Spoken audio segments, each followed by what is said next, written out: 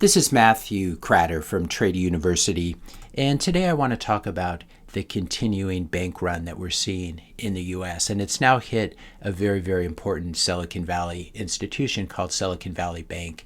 The subtitle of this is Oops, the Fed just broke something. We've been talking about how the Fed would continue to raise rates until things began to really break. And I think we're at that stage now where major institutions are breaking. We already talked about Silvergate closing its doors, and we talked about the counterparty risk and the idea that if an institution's going under, it's not just a problem if you have exposure to that particular bank, but if you're working at a bank, if you have your money at a bank that has exposure to that bank. Now, what we're seeing here is the implosion of Silicon Valley Bank, which was down 60% yesterday and is now down another 66% in the early pre-market hours. I am recording this before non-farm payrolls, so I'm not sure what's going to happen after that. We may see some changes, but it looks to me like this bank is finished.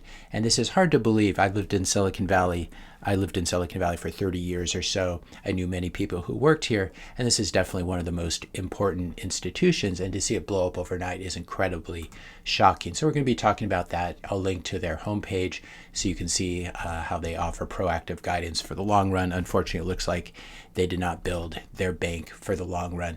The short version of the story is Silicon Valley Bank got lots of new deposits in 2020, 2021 from all these IPOs, all these VCs and entrepreneurs getting liquidity and their companies getting liquidity, and more larger VC funds being raised and all this money going into startups, etc. So this is really Silicon Valley Bank's client base. They couldn't figure out where to invest all of it. And as a bank, they have to be fairly conservative. They can't reinvest it all in startup shares, obviously. So they took a fairly safe route. They bought lots of mortgage-backed securities, which are these pools of mortgages, and you can buy them, and they're backed by the mortgages of either commercial properties or residential properties. Unfortunately, they did this in 2021 when interest rates were rock bottom. And then two really bad things happened since then. The client base, as we said, established Silicon Valley tech companies like the FANG stocks, for example, startups and their venture capitalists started to implode as the bear market took hold, and largely driven by the Fed putting an end to the easy money game, which also tanked the value of those mortgage-backed securities, those bonds on Silicon Valley Bank's balance sheet. Basically yields and prices, as we know, move inversely for bonds. But another way of thinking about it is who wants a 10-year bond yielding 3% when you can now get a shiny new T-bill that's you only lock up your money for 6 months and it's even more liquid, yielding 5%. The other problem with holding a lot of mortgage-backed securities, especially if they're residential backed, is they can have losses as the job market deteriorates and as the housing market gets weak and people start having trouble paying their monthly mortgage payments. If you work for a Silicon Valley startup and it implodes, there's a good chance that you may not be able to make your monthly mortgage payment that month. If we take a look at their balance sheet, we can see here that if we go down here and we look at agency-issued MBS, mortgage-backed securities, in 2020 they were holding about $8 billion worth of them. By the end of 2021, really at the bottom of yields, they were holding $64 billion. And they did similar things with agency-issued CMOs as well. So this was a large part of their balance sheet. What's happened in 2022 and, of course, this year and most recently in just a couple days ago, the Fed's really been jawboning rates higher. Powell's saying that interest rates are likely to be higher and longer for longer. And so what Silicon Valley Bank did is they decided that they were getting freaked out by how quickly interest rates were going up. So they decided to make some changes to their balance sheet. And what they did basically spooked their bank base. And they dumped all of their available for sale or AFS securities. And then they also announced that they were going to raise stock. They were going to dilute existing shareholders, sell some more shares, and try to shore up their balance sheet. Now, this is a surprising thing to see a major bank like this have to do. And it suggested to the outside world that there was some sort of liquidity crisis or stress happening at the bank. In this press release from a day ago, they said, "We are taking these actions because we expect continued higher interest rates, pressured public and private markets, and elevated cash burns." So this had a bunch of knock-on effects. We can see here that their available for sale securities was $26 billion at the end of 2022. This is the amount that they said they completely dumped. Unfortunately, they took a loss on the sale, almost a $2 billion loss, $1.8 billion. And to put this into perspective, in all of 2022, the bank's earnings, their net income to common shareholders, was $1.5 billion. So they lost more money dumping their portfolio, obviously in a stress-driven situation where they were basically forced to sell it and take a haircut and take a loss, and it basically wiped out more than an entire year's worth of earnings. And then the predictable thing happened. Clients began to panic. The CEO got on a Zoom call, told people not to panic, and that's the last thing you want to hear from your bank, the CEO telling you not to panic. He also said the bank has ample liquidity to support our clients, with one exception. If everyone is telling each other Silicon Valley Bank is in trouble, that would be a challenge. And that is, in fact, what is happening. Peter Thiel, the well-known venture capital investor, and a friend of mine came out and said that he advised all his portfolio companies to pull their money out of the bank. And now we have an old-fashioned bank run. It looks like, I would guess, that Silicon Valley Bank is not going to make it. These are not the kind of moves you see if a bank is going to make it. And there are other problems elsewhere on their books, obviously. So the banks can divide their assets into different buckets. You have available for sale, and then you have held to maturity securities, and there are different buckets like this. You might often hear people refer to the HTM book. Now, these securities may be similar things. They may be a lot of bonds, but these, even if they have losses, they don't show up. They don't flow through to the income statement until the securities are actually sold.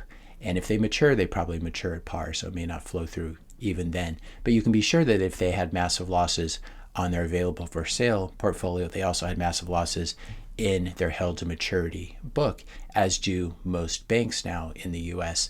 that are holding these assets that have been that are plummeting in value, treasuries, mortgage backs, as the Fed continues to raise rates. We can see that Silicon Valley Bank, their held to maturity, their HTM book, held to maturity securities, $91 billion as of the end of 2022.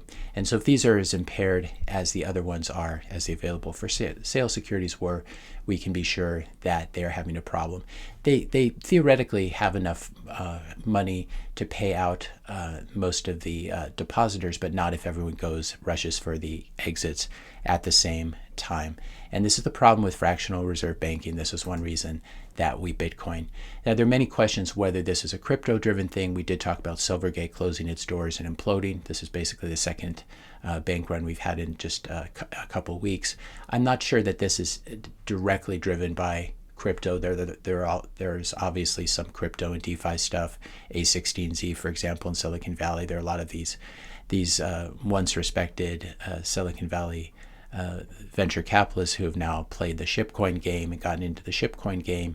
But I don't think this is what's driving it. We are seeing big sell-offs across all the cryptocurrencies, especially the most liquid ones like Bitcoin. This is where you go to get your liquidity because it's a very deep market. So there is a sort of contagion effect, and it doesn't make any sense to me, and it does show how early we are. Hey, honey, the banks are starting to fail. I better sell my Bitcoin. This just doesn't make any sense, because Bitcoin really is the great bank account in the sky when you can't trust your banks and when you can't trust your government. This is the great bank account in the sky, quote unquote, that cannot be touched by anyone. It can't be diluted like Silicon Valley Bank stock. It can't be plundered by bail-in, as they did in Cyprus a few years back. It can't be diluted by Fed money printing. And you can be sure, if this continues and the U.S. banking system really begins to implode and you have a run on the banks, the Fed will be back printing money within 24 hours if this contagion spreads.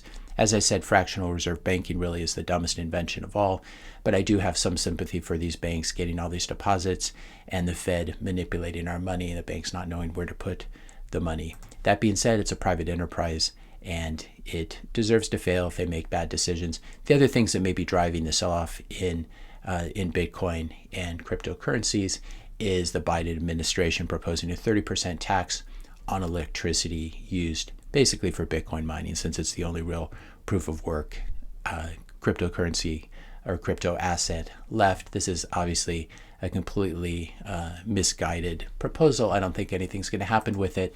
Meanwhile, Ethereum is undergoing some problems. The New York Attorney General is suing a crypto exchange, claiming they listed an unregistered security, and they're calling, the New York AG is calling Ethereum a security.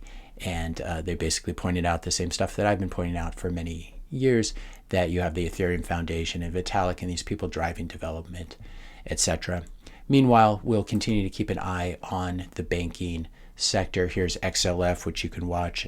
This is mostly the big banks, as the Bank of America and Wells Fargo and JP Morgan, which will see some flight to safety.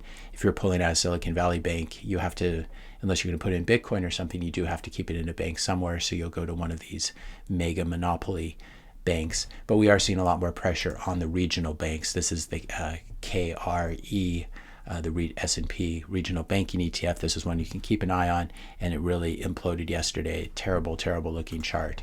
And so we'll continue to monitor this. As I said, if this spreads, this is definitely a reason that the Fed would have to majorly scale back their projected interest rate hikes, and they would have to eventually go back to the money printing business, especially if this triggers a run on banks. It's unclear whether that's going to happen. I think it is already happened to Silicon Valley Bank, which is going to be very, very difficult to save at this point. And so then the question is, who are its counterparties and what are the knock-on effects both to the tech economy and to the more general US economy? So we'll be following all of this.